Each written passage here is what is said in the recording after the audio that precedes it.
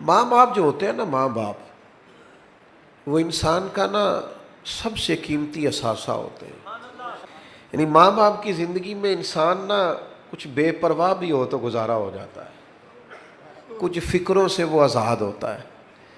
ہمارے ہاں نا ماں باپ کی خدمت کا لوگوں نے ترجمہ بڑا اپنی مرضی کا لیا ہوا ہے. ماں باپ کی خدمت کرنی ہے، خرچہ دینا ہے. کئی ابا جی کو حج کرا کے نا اپنے ابا جی کو تو گلی میں بتا رہے ہوتے ہیں، ابا جی نو حج تے میں کر لیا سی، اور بھائی تیرے ابا جی تھے نا. ایک ختم شریف پہ میں اصالِ ثواب کی محفل میں حاضر تھا، تو وہ اپنے علامہ صاحب کو کہہ رہے تھے کہ 50,000 ابا جی کی طرف سے مسجد میں دے رہے ہیں، اعلان کر دیں. تو مائک میرے آگے آ چکا تھا، تو مولانا بیچارے مجبور تھے، واپس مانگ رہے تھے، میں دینا نہیں چاہ رہا تھا. یہ بھی کبھی کبھی ہوتا ہے نا، یہ مشکل سے ملتا ہے تو یہ واپس دے دیں، مشکل ہوتا ہے یہ بھی کام. تو وہ واپس لینا چاہ رہے تھے. میں نے کہا مسئلہ کیا ہے؟ کہنے لگے انہوں نے 50,000 مسجد دیا اور کہتے ہیں ابا جی کی طرف سے اعلان کر دیں. تو میں کہ انہوں نے پوچھو ابا جی جو دو انہوں نے دے گئے انہوں نے بھی اعلان کرایا کہ انجی دے گئے؟ ان سے پوچھو، وہ ساری دکانیں پلاٹ پلازے ابا نے اعلان کرائے کہ فری میں دیے. یہ اتنی لاکھوں کروڑوں کی جائیداد میں سے 50,000 ابا کے نام پہ دے رہے ہیں اور ساری دنیا کو بتا رہے ہیں. یہ سمجھ نہیں آتی. بچے سمجھتے ہیں کہ خرچہ دینا ہی ماں باپ کی خدمت ہے. ماں باپ کی اصل خدمت انہیں ٹائم دینا ہے، ان کے پاس بیٹھنا ہے، ان سے مشورہ کرنا ہے. آنکھیں پتھر کی ہو جاتی ہیں ماں کی دروازہ دیکھ دیکھ. یہ تو کب آئے گا؟ وہ نا جی آپ ذرا آپ سرد خانے میں رکھ دیں ابا جی کو، میں 3 دن کی بس آپ رکھیں، مجھے فلائٹ مل گئی ہے. تو پہلے کیوں نہیں ملی؟ وہ تو پوچھتا پھرتا تھا لوگوں سے کہ بتاؤ کہ برطانیہ کی ٹکٹ کتنے کی ہے. اس وقت تو کیوں نہیں؟ والدین کو دوستوں کو فون کرتے ہو نا، آج روٹی نہ کھانا باہر کھائیں گے، تو کر ایک فون ابا جی کو بھی، ابا جی میرے آنے تک روٹی نہ کھانا. ایک فون کر تو صحیح. اس دن ان کو شوگر کی دوائی نہیں کھانی پڑے گی، اس دن ان کو نیند کی گولی. ہو میرے پتر دا فون آیا، تو بیمار اماں کو فون کر، روٹی میں نے تیرے ہاتھ کی کھانی ہے، دیکھنا وہ بغیر دوائی کے اٹھ کے روٹی پکائے گی. لیکن وہ جو دینے والی چیز تھی وہ تو دی نہیں، ٹائم ہی نہیں دیا، توجہ ہی نہیں دی، غور ہی نہیں کیا. حضرت ایک شیخ غالباً شیخ ابو سعید کے بارے میں صاحب رسولہ کشیریہ نے لکھا ہے، فرماتے ہیں میں حج کرنے جا رہا تھا، اور نفلی حج تھا میرا، میری تربیت کے لیے، میرے جیسے لوگوں کے لیے لکھا ہے انہوں نے. میرا نفلی حج تھا، دوسرا تیسرا تو گھر میں بیٹھا تھا، تو میری والدہ نے مجھ سے پانی مانگا. تو میرے دل میں خیال آیا کہ میں شیخ بھی ہوں، علامہ صاحب بھی ہوں، اور حاجی بھی ہوں، کل جا رہا ہوں. تو چونکہ ہمیں عادت ہو جاتی ہے نا، جوتے کوئی اور ہی اٹھاتا ہے، پانی کوئی اور ہی پکڑاتا ہے، حالانکہ یہ بہت بڑی مصیبت ہے اگر لگ جائے تو. حضرت شیخ الحدیث علامہ عبد المصطفیٰ زرعی صاحب رحمۃ اللہ علیہ ہزاروں علماء کے استاد تھے.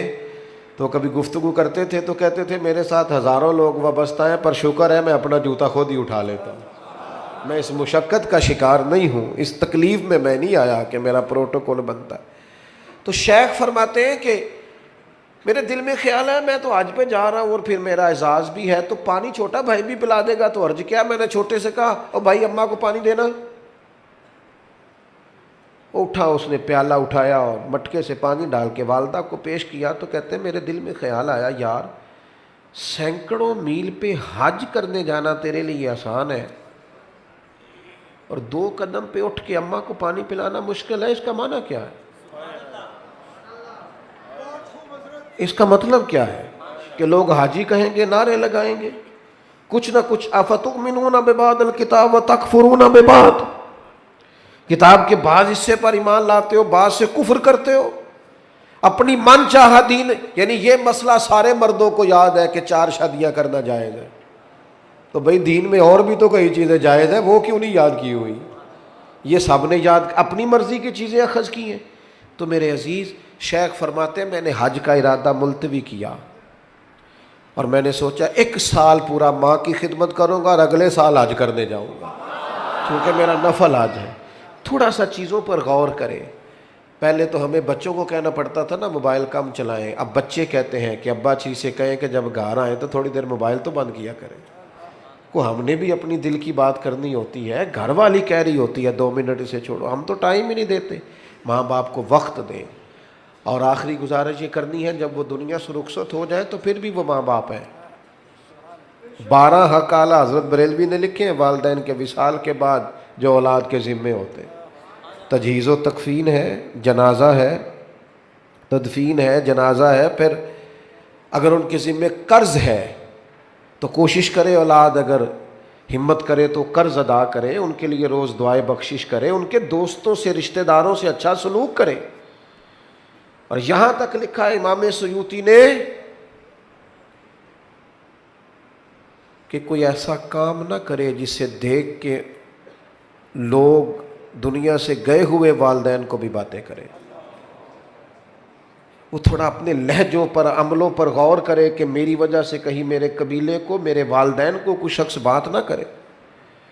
آپ کو پتہ ہے بڑے لوگ تعریف کرتے ہیں, پر یہ تعریف بڑی مزیدار ہوتی ہے. کسی چنگی ماں دا پتر ہے, یہ بڑی مزیدار تعریف ہوتی ہے, اس میں بڑا حسن ہوتا ہے اگر آپ قبول کریں. میرے عزیز, کوئی ایسا کام نہ کریں جس کے سبب سے لوگ والدین پر انگلی اٹھائیں. اپنے لہجوں میں مٹھاس لائیں, طبیعت کو ہلکا پھلکا کریں. اور یہ جو اعزاز اور پروٹوکول اور میں بھی ہوں, اس زندگی سے نہ اٹھ بلیا نہ چلو تھے وسیے جتے وس دینی سارے انے, نہ کوئی ساڈی ذات پچھاڑے نہ کوئی سانو مننے. تھوڑا سا نا بالکل نارمل سی لائف گزارے, زیادہ چکر میں نہ پڑے کہ میں بھی ہوتا ہوں, مجھے بھی ہونا چاہیے, میرا بھی نام ہونا چاہیے. اس سے تھوڑا سا نا آپ زمین پہ رہیں گے تو زمین والوں سے رشتہ قائم رہے گا, آپ لوگوں کے بیچ رہیں گے تو اس میں آسانیاں ہوں گی. اپنے والدین سے خصوصی تعلق پیدا کریں, ہر روز صبح ان کے اصالِ ثواب کا بندوبست کریں, پابندی سے قبرستان جائیں. میرے والد صاحب کسان تھے, ایک دن ایک صاحب آ کے مجھ سے کہنے لگے کہ آپ کے ابا کا مزار کہاں ہے. میں نے کہا میرے لیے مزار ہی ہے, اگرچہ وہ مزار کی صورت میں تو نہیں, پر میرے لیے, ہر بیٹے کے لیے اس کے ماں باپ کی قبر مزار ہے. لیکن بلے شاہ تو آسمانی اڈدیاں پھڑنا ہے, جیڑا گھر بیٹھا انہوں پڑھیا ہی نہیں.